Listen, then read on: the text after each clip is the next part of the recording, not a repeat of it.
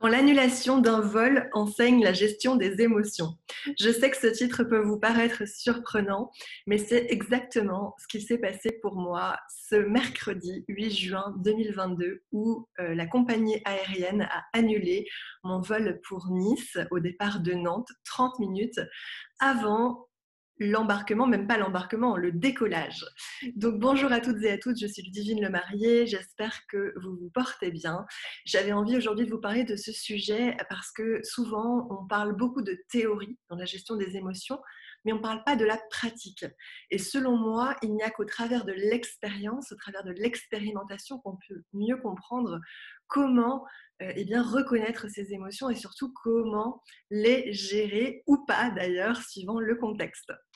Alors, comment j'ai fait quand est arrivée cette annulation et comment j'ai fait pour gérer mes émotions malgré le contexte un petit peu tendu, je ne vous cache pas, puisque 180 passagers enfermés dans une salle d'embarquement 30 minutes avant le décollage de leur vol qui finalement se font prévenir que non seulement ils ne partiront pas, mais qu'en plus il n'y a aucun vol de remplacement assuré par la compagnie. Vous irez voir en story si vous voulez voir de quelle compagnie il s'agit. Et, euh, et en plus, tous les vols sont complets dans les 48 heures. Donc autant vous dire que ça a généré vraiment un gros sentiment d'injustice, beaucoup d'énervement dans la salle, voire de la violence. Donc pour moi, la gestion des émotions, c'est pas venu tout seul d'un seul coup. Il y a 15 ans, je pense que j'aurais été incapable de gérer cette frustration et cette colère parce que ce sentiment d'injustice de non seulement se voir bloqué à l'aéroport, mais en plus de ne pas avoir de solution et de nous entendre dire eh bien non, vous vous débrouillez par vous-même, on ne peut rien faire pour vous, c'est terriblement frustrant et challengeant. Donc aujourd'hui, c'est vrai que j'ai réussi à gérer cette situation de crise, on va l'appeler, mais ça m'a demandé beaucoup de temps, d'exercice, d'entraînement. C'est un peu comme si un sportif apprenait à gérer son mental pour aller chercher la coupe. Et bien en vrai, c'est un peu ça. La gestion des émotions, c'est un art complexe qui demande quand même de l'autodiscipline. Et pour ça, eh bien, il faut prendre le temps de se connaître et surtout de s'écouter. Alors concrètement, comment j'ai fait ce jour-là? Eh bien déjà, à l'annonce de l'annulation, 40 minutes avant le départ du vol, j'ai pris plusieurs grandes respirations parce que j'ai senti mon cœur s'accélérer. Donc, j'ai appliqué ce que j'enseigne, c'est-à-dire la cohérence cardiaque. Euh, Plus j'entendais les gens s'énerver autour de moi, plus j'ai continué à respirer en profondeur et surtout plus j'ai tenté de me mettre dans ma bulle. Après, on reste des humains, hein. C'est pas parce qu'aujourd'hui je me présente à vous avec cette expérience, c'est pas parce que je ne suis coach que je suis meilleure que tout le monde. Donc je suis humaine, je sens les émotions monter à l'intérieur de moi. Le tout étant de ne pas les nier, mais de les reconnaître. Donc là, j'ai senti la colère monter et ce que je répète souvent et ce que j'enseigne à mes clientes, c'est de se poser la question dans ces moments-là, est-ce que je peux contrôler le fait que l'avion soit annulé? Alors ça marche avec tout, hein. Est-ce que je peux contrôler le fait que cet ami soit désagréable? Peu importe la situation. Donc là, ma question à moi, que je me suis posée tout de suite en respirant, c'est est-ce que je peux contrôler le fait que l'avion soit annulé? La réponse est évidemment non. Seconde prise de conscience, donc pour ça, il faut être suffisamment calme. Est-ce que je peux contrôler la façon dont je réagis à cette annonce, à l'annonce que l'avion est annulé? Et là, la réponse est oui. Donc, qu'est-ce que je fais? Je me focalise à ce moment-là uniquement ce sur quoi je peux agir, c'est-à-dire ma réaction, parce que clairement, je ne pourrais de toute façon rien faire pour reprogrammer ce vol. Donc, plutôt que de m'énerver pour rien sur quelque chose que je ne maîtrise pas, je vais choisir de rester calme et de rester poli, quel que soit le contexte. Et malgré, je vous l'avoue, cet agacement qui montait en moi à force d'entendre ce discours des hôtesses qui, les pauvres, n'y étaient pour rien, mais qui subissaient les conséquences de cette mauvaise organisation de la compagnie aérienne. Donc, stop, j'ai envie de vous dire aussi, stop au discours spiritueux gélatineux là, ou au développement personnel qui est devenu très tendance, de rester positif à toute épreuve. Non, là clairement, je ne pouvais pas rester positive. J'étais en colère, j'étais frustrée, j'étais énervée et tout n'était pas du tout parfait à ce moment-là. Donc, ces nouvelles injonctions spirituaux, développement personnel, etc., c'est très mauvais parce qu'en fait, c'est comme si on se mettait de nouvelles obligations à rester positive à toute épreuve alors qu'on est un être humain. Et si je reste positive alors que je sens tout ça en moi, toutes ces émotions, bah, c'est comme si je les réfrénais, comme si je remballais mes émotions. Et là, dans ces cas-là, je ne les vis pas, je les étouffe par une espèce d'injonction de devoir être en paix et positive à tout prix, à toute épreuve. Donc ça, sachez que ça ne marche pas comme ça. Ça fait autant de mal que de bien d'ailleurs, et c'est du bullshit en fait. C'est seulement une fois les émotions apaisées que oui, on peut peut-être tirer des leçons et du positif de la situation.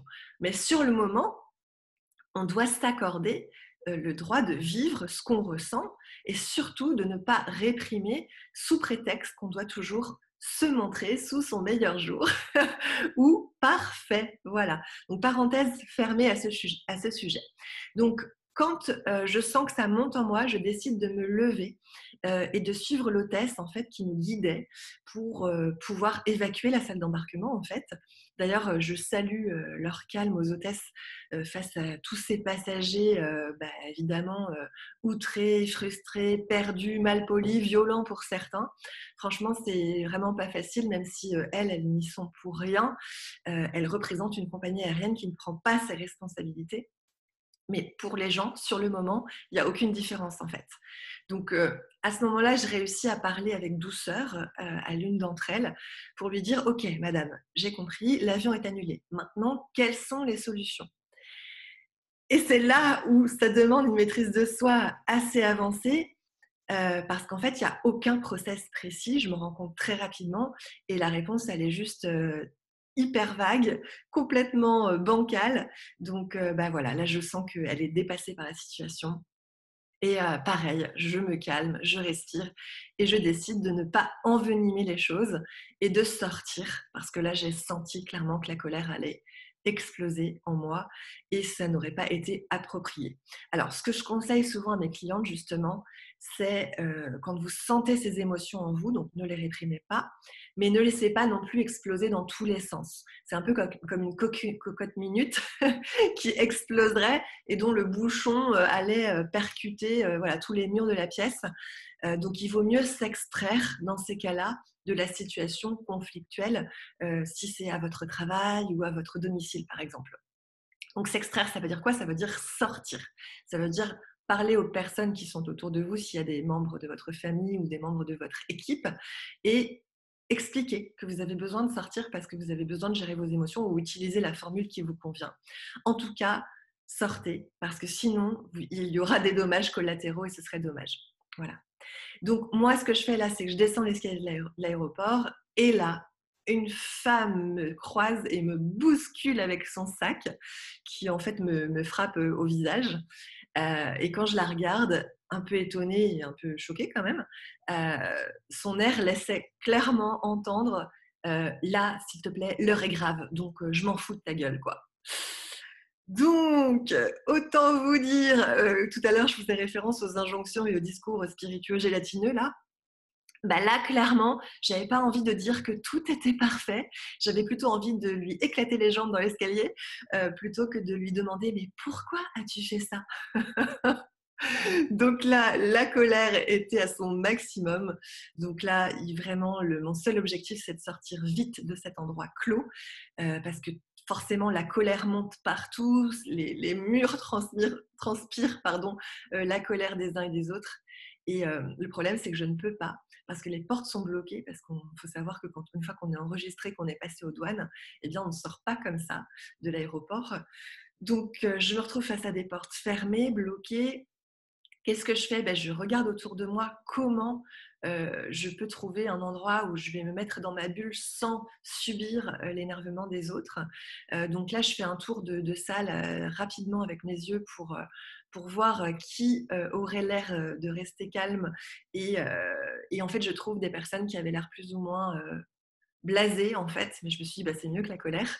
Donc je vais m'asseoir près d'eux et là, qu'est-ce que je fais? Je continue de respirer en mode cohérence cardiaque toujours, hein, et en même temps, j'appelle ma cousine, parce que, elle devait partir pour, me chercher à l'aéroport de Nice et c'était vraiment urgent pour moi de lui prévenir qu'elle ne fasse pas la route puisqu'elle avait quand même pas mal de kilomètres à faire et c'était bon, elle n'était pas partie. Donc là, avec son aide, je commence à faire des recherches, de vols, pour, les 48 heures qui suivent puisque comme on nous l'avait signifié, tout était complet. Tout à coup, les portes s'ouvrent, et vu que moi je n'avais pas de bagages enregistrés en soute, je peux sortir, rapidement de l'aéroport et là, je m'arrête quand même à l'accueil, de l'aéroport de Nantes où, l'hôtesse me confirme qu'en effet tous les vols sont complets dans les 48 heures pour Nice, voire en surbooking. Il faut que je sois vigilante si je réserve des billets pour pas me faire à nouveau avoir. Donc là, je sors de l'aéroport, je m'assois au soleil et là, je respire à nouveau profondément pour ne pas faire n'importe quoi parce que quand vous êtes dans la hâte, parce qu'évidemment, vous savez qu'il y a 180 passagers à se réinscrire sur de nouveaux vols, donc vous voulez faire vite, mais le problème c'est que en faisant vite, parfois on fait des grosses conneries. Donc là, je m'assois, je me calme et je réserve un vol de remplacement dans une autre compagnie pour le vendredi après-midi. Et évidemment, sans certitude que la compagnie aérienne de ce jour me rembourserait. Mais bon, au moins, je suis soulagée et je suis sortie. Et là, c'est vrai qu'à ce moment-là, ce que je disais en story sur Insta et sur Facebook, c'est que j'ai rappelé ma cousine et là, en fait, tout est retombé. Les émotions ont dû s'exprimer et en fait, je me suis mise à pleurer derrière mes lunettes de soleil, dans un coin discret, un peu plus loin de la sortie de l'aéroport et en fait, j'ai accepté ça. Mais vous voyez, 15 ans en arrière, je me serais dit: «Non, mais tu vas pas pleurer pour ça, c'est franchement pas grave, il y a des choses plus graves dans la vie». Sauf que là, ce que je venais de vivre avait été quand même extrêmement violent. Vous voyez ce que je veux dire? Et il fallait que la pression, que le trop de pression sorte, en fait. Donc j'ai vraiment appris ça aussi et c'est ce que j'enseigne à mes clientes, à ne pas retenir mes larmes parce qu'on nous a tellement répété: «Non mais tu pleures pas, mais pourquoi tu pleures?